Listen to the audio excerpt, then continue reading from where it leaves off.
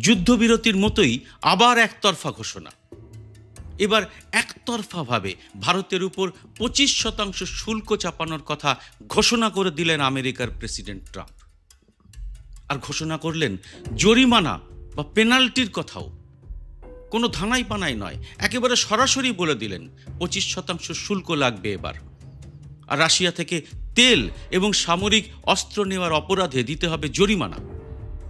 মানে আমেরিকার president Trump সরাসরি হাসি মুখে ভারতকে বন্ধুরাষ্ট্র বলতে বলতে ভারতের অর্থনীতির বুকে ছুরি মেরে দিলেন।